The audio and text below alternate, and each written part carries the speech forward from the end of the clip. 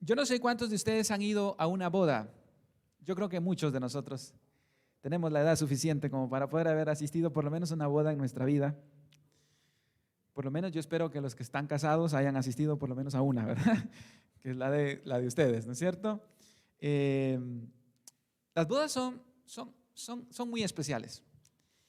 Y una de las cosas que más nos llama la atención en una boda es el vestido de la novia, ¿no es cierto? Que tiene mucho significado, es muy importante.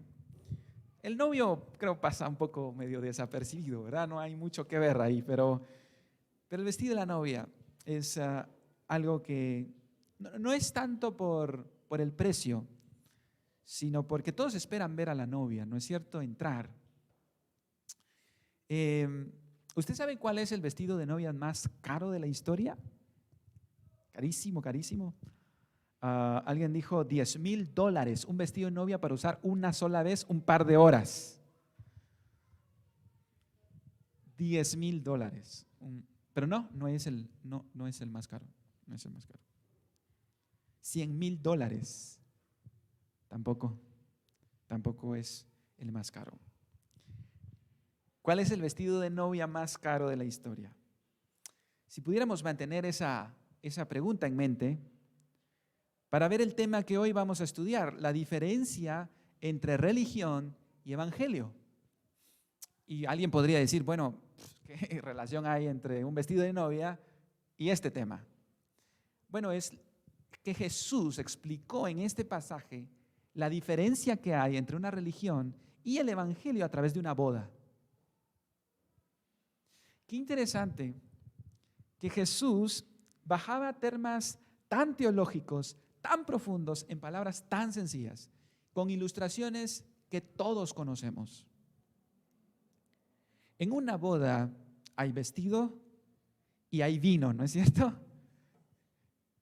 Bueno, en las bodas del primer siglo, también en las de ahora, pero esos dos elementos, esas dos ilustraciones Jesús va a usar para hablarnos de la diferencia entre una religión y el evangelio. De eso trata nuestro pasaje en esta mañana. Veamos el primer versículo en cuestión, versículo 18. Todo surge a raíz de una pregunta que los fariseos le hacen. Y los discípulos de Juan y de los fariseos ayunaban. Curioso porque los fariseos no se llevaban con los discípulos de Juan. Pero cuando se trataba de cuestionar a Jesús, todo el mundo se unía. Fariseos, saduceos, discípulos de Juan, etcétera, etcétera. Cuando se trataba de cuestionar a Jesús. Y es que, hermanos, es curioso recordar que las personas que más se opusieron al ministerio de Jesús no fueron los ateos, no fueron los paganos más acérrimos, no fueron las personas como los publicanos, los sicarios, no fueron los más duros para el evangelio, no. Los más duros para el evangelio fueron los religiosos y lo siguen siendo hasta el día de hoy. De manera, hermanos, que uno debe tener mucho cuidado, porque los más duros para el evangelio no son los ateos, no son los paganos, son los religiosos que muchas veces van todos los domingos a la iglesia. Y yo debo cuidar mi corazón de no ser un religioso fariseo duro de corazón. Las prostitutas, los cobradores de impuestos, eran los más receptivos al mensaje. Es más, Jesús dijo en cierta ocasión que ellos iban delante de los fariseos y de los líderes religiosos al reino de los cielos. De manera que es importante el tema. ¿Cuál es la diferencia entre un religioso y alguien que realmente ha conocido el evangelio? Curioso notar también que los fariseos, hermanos, eran los que poseían la sana doctrina en aquel entonces. Ellos creían en la resurrección, a diferencia de los saduceos. Si uno ve doctrinalmente cuál era el sistema al cual Jesús más se apegaba, pues era el de los fariseos. Entonces ellos tenían sana doctrina. Pero, hermanos, tener sana doctrina no es lo mismo a tener sana conducta. Y algunos que se jactan de tener sana doctrina muchas veces no tienen sana conducta. No es lo mismo. 3 encontronazos han tenido en Marcos los fariseos con Jesús. ¿Recuerdan? Cuando Jesús sanó al paralítico, le dijo: hijo, tus pecados te son perdonados. Empezó el primer encontronazo. Empezó la murmuración. ¿Cómo es eso que se le ocurre decir: hijo, tus pecados te son perdonados? Empezó el choque. Luego pasamos a la siguiente sección, cuando Jesús llama a Mateo, el publicano, el leproso social. ¿Recuerdan cuando estudiamos esa sección? Ellos van y dicen: ¿por qué Jesús come con gente pecadora, con publicanos, con gente de mala fama? Y ese es el tercer elemento, o el tercer encontronazo ahora, es que van a criticar a Jesús por qué no ayunan. Vean la pregunta que le hacen. ¿Por qué? Le preguntan en el verso 18. ¿Por qué los discípulos de Juan y los de los fariseos ayunan y tus discípulos no ayunan? Bueno, ¿qué es el ayuno, hermanos? El ayuno es abstenerse de alimentos con fines y propósitos espirituales. Ayunar no es cuando salimos corriendo y dicen: ya no tuvo tiempo usted de desayunar, entonces usted está ahí ayunando para el Señor. No, ese no es un ayuno. Un ayuno es cuando usted intencionalmente planifica abstenerse de comida con un propósito espiritual. En el Antiguo Testamento, Dios había establecido un único ayuno al año, en términos obligatorios, mandatorios. Eso lo encontramos en uno de los pasajes que nos habla en Levítico. En el libro de Levítico encontramos esta directriz. Un ayuno había Dios establecido al año. Ahora, ¿saben ustedes cuántas veces ayunaban los fariseos? 2 veces a la semana. O sea, ayunaban decenas de veces al año. De tal manera que el ayuno se convirtió en una práctica habitual, por así decirlo, del pueblo de Israel. Aunque Dios había establecido un único ayuno al año, ellos ayunaban 2 veces, lo cual no está mal.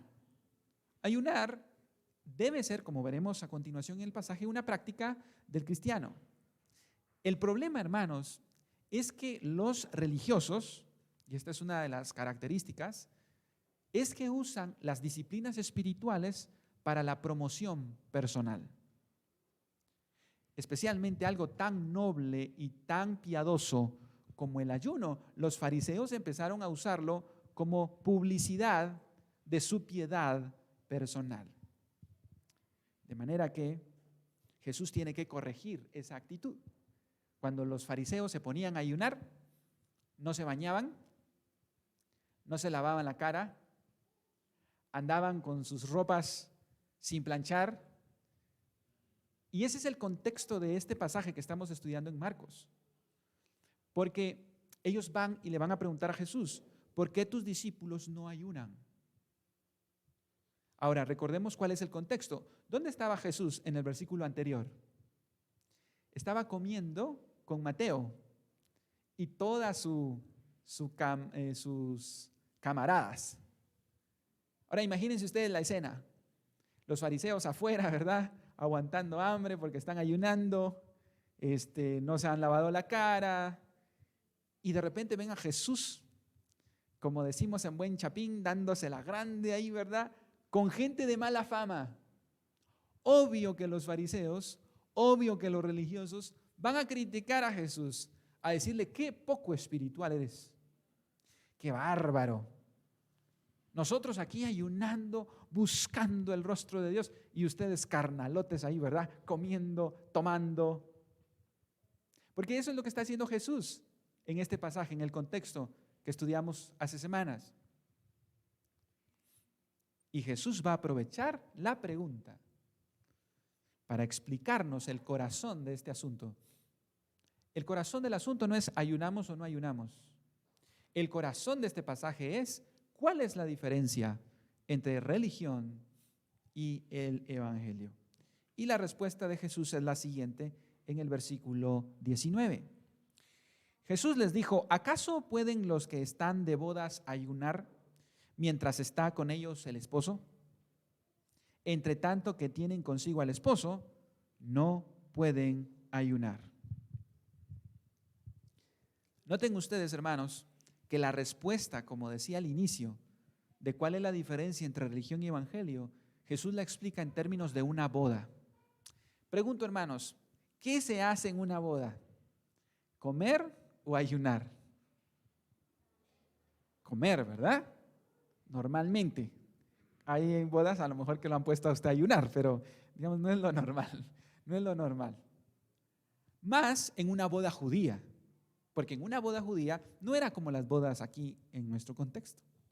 ¿Cuánto duran las bodas en nuestro contexto? Pues un par de horas, si bien nos va, ¿verdad? Si no es que se robaron a la muchacha por ahí, ¿verdad? Pero en teoría, un par de horas. Las bodas en Israel duraban una semana. Son una fiesta. Los amigos pasaban acompañando al novio para ir a prepararse, las amigas de la novia. Y era todo un evento, toda la comunidad se enteraba. Y era un motivo de celebración y había mucha comida. ¿Usted se imagina lo que cuesta en nuestras bodas hacer comida para todos los invitados? Ahora hacer comida para toda la semana. Era una boda, digamos, era el evento más importante en la sociedad.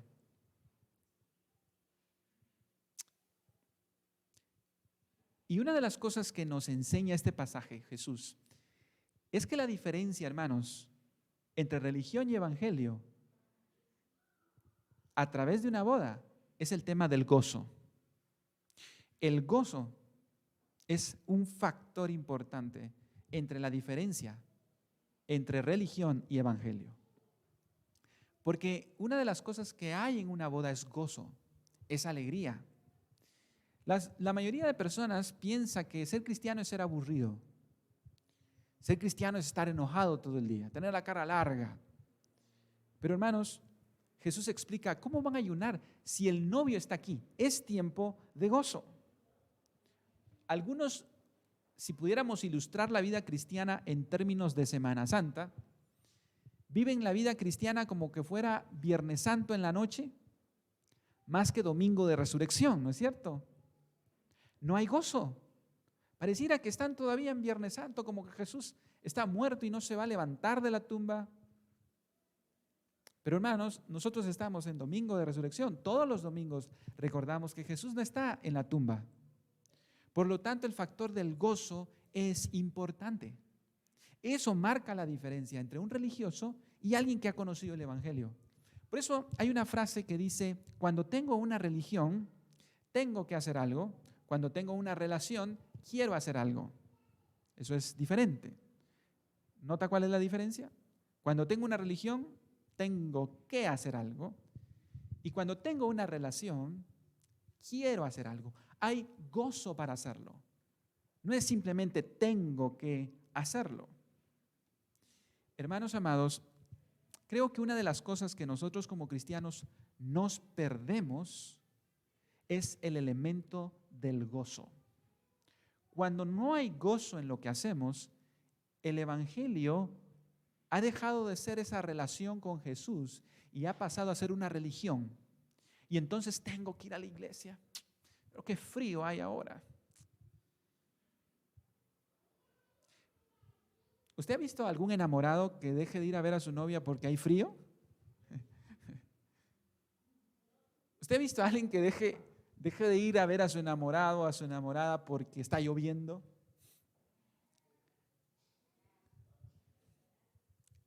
Cuando tenemos una relación, queremos hacer algo y lo hacemos con gozo. Cuando tenemos amor, todos los obstáculos se superan. Y el gozo fue lo que Jesús predicó. Fíjense lo que dice en Juan 15:11. Estas cosas os he hablado para que mi gozo esté con vosotros. ¿Qué quiere Jesús, hermanos, que esté con nosotros?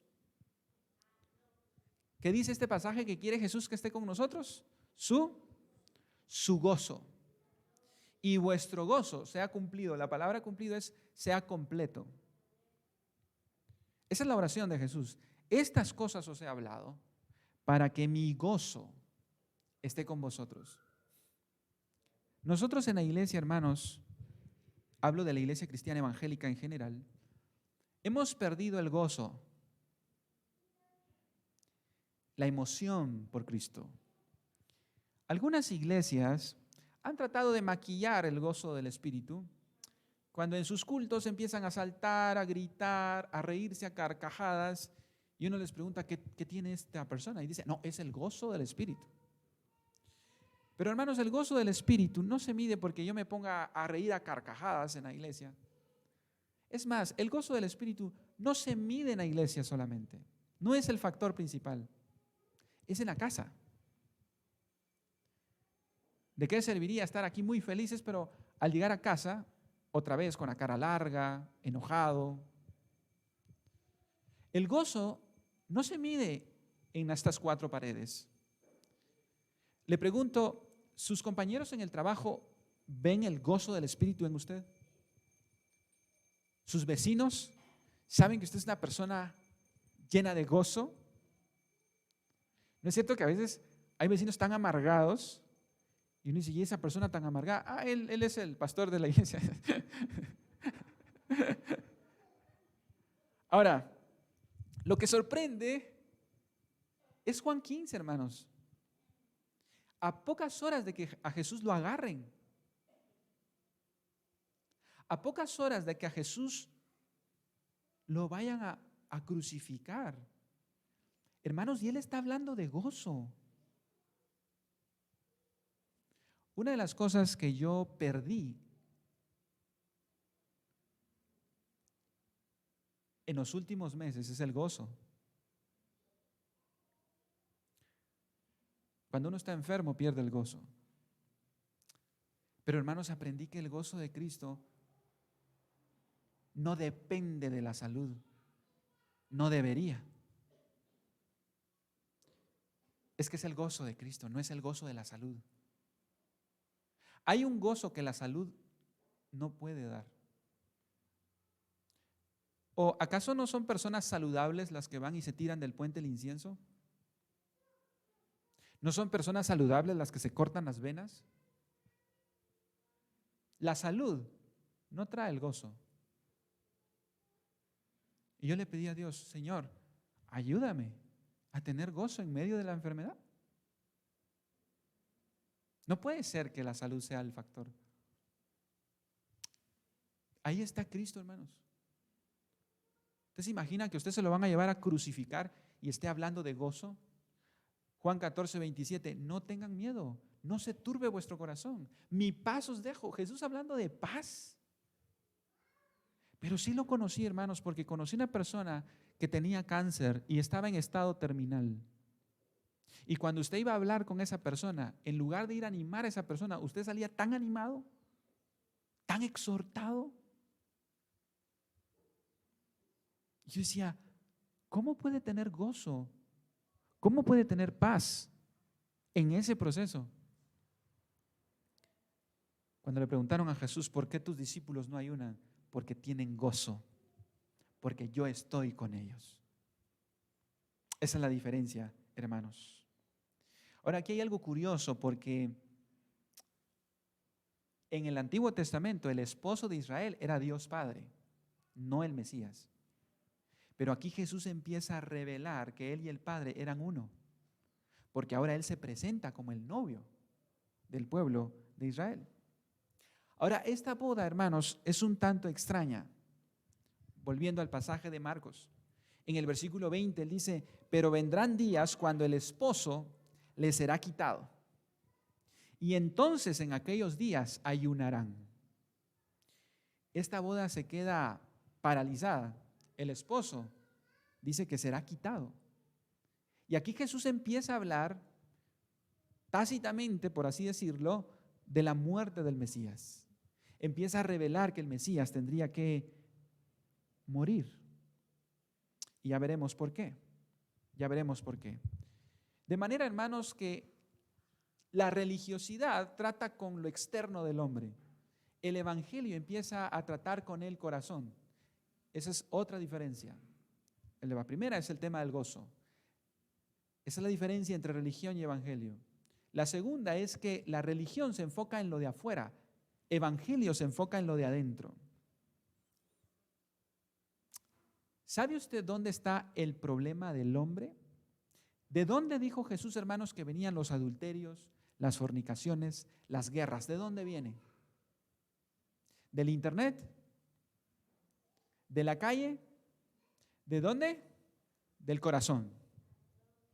Entonces el problema está en el corazón. Y para explicar esto, Jesús va a usar dos ilustraciones que hay en una boda: vestidos y vino. Veamos la primera ilustración acerca del vestido. Versículo 21. Nadie pone remiendo de paño nuevo en vestido viejo. De otra manera, el mismo remiendo nuevo tira de lo viejo y se hace peor la rotura. Otra vez, Jesús y sus increíbles ilustraciones tan conocidas, tan sencillas, pero que ejemplifican una verdad tan importante. Toda ama de casa conocía este tema. Un vestido que tiene un agujero, dice Jesús, no se remienda con un paño nuevo. Para las nuevas generaciones, hace algunos años atrás, cuando uno iba a comprar un pantalón nuevo, era un pantalón nuevo, ¿no es cierto? No tenía agujeros, no tenía remiendos. Hoy, pues un pantalón roto más caro que un pantalón que no está roto, ¿no es cierto? Pero nuestras mamás, nuestras abuelas, cuando nosotros teníamos un pantalón que estaba roto, ¿qué hacían? Pues lo remendaban. Yo no sé cuántos tuvieron esa bendición. Hoy entre más roto mejor, pero antes había que remendarlo. Y curioso, porque esto nos ayuda a entender un poco la ilustración. No se remendaba, bueno, las telas de ahora pues son un poco más flexibles. Tenemos nylon, poliéster, etc. Pero las telas en el primer siglo, cuando se usaban y eran viejas, como hoy, por ejemplo, nuestras telas, cuando compramos una ropa nueva, la lavamos, se encoge. Entonces, lo mismo pasaba en el primer siglo. Y no se ponía un remiendo nuevo en un vestido viejo porque el vestido viejo ya se había encogido. Cuando se lavara ese vestido con el remiendo nuevo, el remiendo nuevo iba a encoger e iba a estirar, iba a volver a romper más el vestido. Y Jesús usa esta ilustración. ¿Qué significa? Nadie pone un remiendo de paño nuevo sobre un vestido viejo. Los fariseos querían usar a Jesús como parche en el vestido viejo de su religión. Los fariseos, hermanos, querían el Antiguo Testamento y usar a Jesús para parchar la religión del Antiguo Testamento. Y esto tiene mucho que enseñarnos, hermanos. Jesús no calza, no entra en una religión, porque Jesús no es religión. Yo no puedo a mi religión de buenas obras añadirle el parche de Jesús. Es decir, Jesús no hace clic con ningún sistema religioso. Los fariseos querían agarrar la religión de los judíos y entonces usar a Jesús y ponerle un parche. Y Jesús dice, yo no puedo mezclarme con un sistema religioso. ¿Quiénes hicieron esto? Los Gálatas. Los Gálatas abrazaron el Evangelio sin soltar el Antiguo Testamento y la religión judía. Es decir, ellos decían que para salvarse necesitaban hacer sacrificios, necesitaban circuncidarse, necesitaban guardar las festividades religiosas y tener a Jesús. Es decir, Jesús no era suficiente. Ellos necesitaban el Antiguo Testamento, pero sin abandonar el Antiguo Testamento, sino usar a Jesús como parche. Quiero explicar eso. Gálatas 3:2, por eso Pablo les dice, esto solo quiero saber de vosotros, ¿recibisteis el Espíritu por las obras de la ley o por el oír con fe? ¿Tan necios sois? Habiendo comenzado por el Espíritu, ¿ahora vais a acabar por la carne? O sea, no pueden decir que para ser salvos necesitan circuncidarse y necesitan a Jesús. Uno de los postulados de la Reforma es solo Cristo. Nosotros somos salvos por Cristo. No necesitamos algo más, no necesitamos otra religión. Pero ¿cómo se aplica eso a nosotros? Algunos piensan, hermanos, usar a Jesús como parche es como Jesús puso el 50% de mi salvación y yo pongo el otro 50%. Eso es como, o sea, yo tengo algo y uso a Jesús como parche para ese 50% que me hace falta. Pero Jesús viene a decir, no, esto es un nuevo pacto. Y por lo tanto, todo lo que anunció el antiguo pacto está en Cristo. No necesitamos añadir a eso. Hay iglesias, hermanos, que se llaman lideradas por estos judíos mesiánicos. ¿Quiénes son los judíos mesiánicos? Los que para ser cristiano primero tienen que adoptar la religión judía. Es decir, tomar las dietas judías, hablar en hebreo, hacer un voto de seguir las ceremonias judías y entonces pueden ser cristianos. Pero hay unas iglesias que están obsesionadas con hablar en hebreo, en cantar en hebreo, como que eso trajera un estatus espiritual superior. Miren lo que dice Hebreos 8:13 al respecto. Al decir nuevo pacto, ha dado por viejo al primero, y lo que se da por viejo y se envejece está próximo a desaparecer. El Antiguo Testamento apuntaba a Jesús y ya no necesitamos algo más que solamente Jesús, la persona de Jesús. Pero los fariseos querían tomar su religión y sostener a Jesús. Hermanos, Jesús no va a compartir con ningún sistema religioso porque dice 1 Timoteo 2:5, porque hay un solo Dios y hay un solo mediador entre Dios y los hombres. ¿Quién es? Jesucristo hombre. No hay otro mediador. Jesús no es un parche, es el único. Él es el camino, la verdad y la vida. No es un camino de tantos. Él es el camino. No hay otra manera de ir al Padre si no es a través de Jesús. Y eso no es religión. Eso es la persona de Jesús. La segunda ilustración que Jesús usa es el tema del vino. Dice, y nadie echa vino nuevo en odres viejos. De otra manera, el vino nuevo rompe los odres y el vino se derrama y los odres se pierden. Pero el vino nuevo en odres nuevos se ha de echar. Los odres, por decir algo, las cantimploras donde se metían el vino eran de pieles de cabra.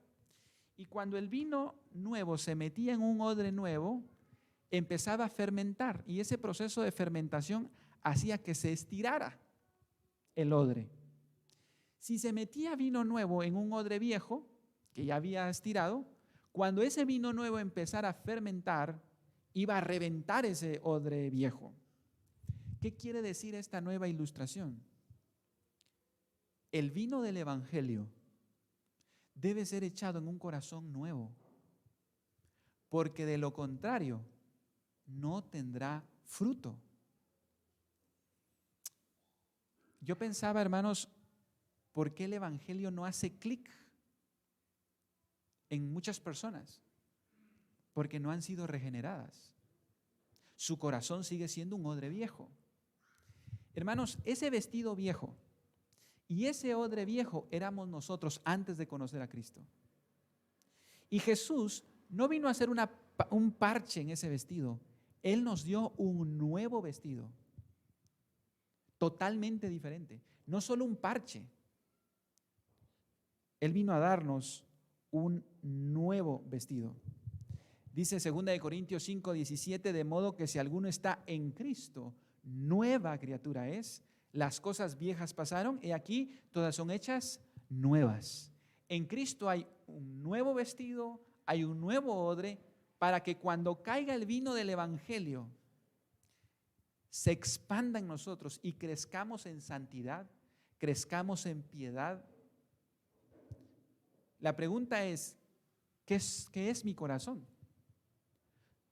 ¿Es un vestido viejo o es un vestido nuevo? De eso se trata al final. Quiero terminar este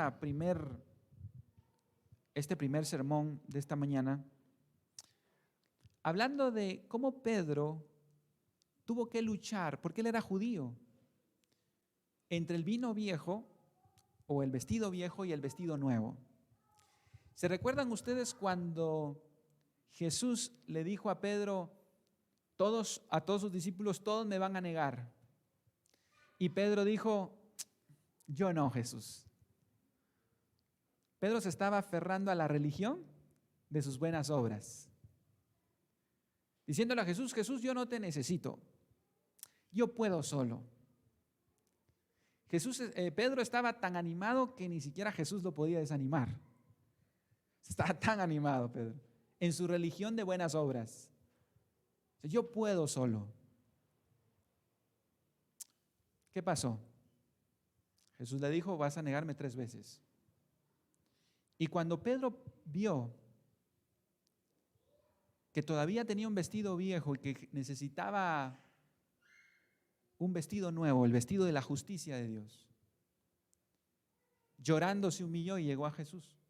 Y más bien Jesús lo fue a buscar. Y él tuvo que reconocer que su religión de buenas obras no le alcanzaba para alcanzar la salvación. Necesitaba un vestido nuevo. Y para terminar me lleva a la primera pregunta con el que inicié este sermón. ¿Cuál es el vestido de novia más caro de la historia? Bueno, lo tenemos aquí en esta parábola de Mateo 22:1 que nos habla de una boda también.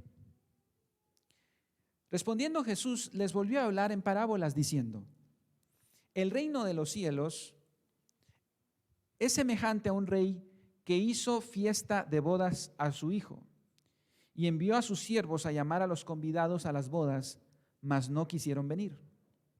Volvió a enviar otros siervos diciendo, decid a los convidados, he aquí he preparado mi comida, mis toros y animales engordados han sido muertos y todo está dispuesto, venid a las bodas. Mas ellos, sin hacer caso, se fueron uno a su labranza y otro a sus negocios. Y otros, tomando a los siervos, los afrentaron y los mataron. Y al oír el rey se enojó y enviaron sus ejércitos, destruyó a aquellos homicidas y quemó su ciudad. Entonces dijo a sus siervos, las bodas a la verdad están preparadas, mas los que fueron convidados no eran dignos. Id pues a la salida de los caminos y llamad a las bodas a cuanto halléis. Y saliendo los siervos por los caminos, juntaron a todos los que hallaron, juntamente malos y buenos, y las bodas fueron llenas de convidados. Y entró el rey para ver a los convidados, y vio allí a un hombre que no estaba vestido de boda. Y le dijo, amigo, ¿cómo entraste aquí sin estar vestido de boda? Mas él enmudeció. Entonces el rey dijo a los sirvientes, o a los que servían, atadle de pies y manos, y echadle en las tinieblas de afuera, allí será el lloro y el crujir de dientes. ¿Sabe por qué dijo Jesús que el novio había sido quitado? Porque el vestido más caro de novia de la historia es el que usted y yo tenemos como iglesia, porque costó la sangre del novio. ¿Usted se imagina, hermano? La sangre del novio. ¿Y cuál es ese vestido? El vestido de la justicia de Cristo. Este hombre rechazó el vestido de la justicia de Cristo por querer tener el vestido viejo de religión, de la religión de las buenas obras. Él quiso estar en este lugar por sus buenas obras, dependiendo de él y no de Cristo. Yo le pregunto esta mañana, hermano, ¿de qué dependerá su vestuario esta mañana? de la justicia de Cristo o su propia justicia. No vamos a llegar allá al cielo como hizo este hombre, diciendo, yo estoy aquí porque yo soy buena persona. Porque yo iba a la iglesia. Porque yo di diezmos. Porque yo ayunaba. Lo sacaron y el rey dijo, entréguenlo al lloro y el crujir de dientes. ¿Sabe cuál es la diferencia entre religión y evangelio? Es que la religión se salva por ser bueno, por portarse bien. El evangelio depende únicamente del vestido de la justicia de Cristo. Jesús no es un parche que viene a estar en nuestra buena obra. Jesús no es un complemento, sino Jesús lo es todo para alcanzar la salvación. Y de eso habla este pasaje. Pregunto, hermano, ¿se pondrá usted el vestido de la justicia de Cristo? ¿Tendrá usted el gozo? ¿Sabe que se nota quién tiene ese vestido? Es que su gozo está en Cristo.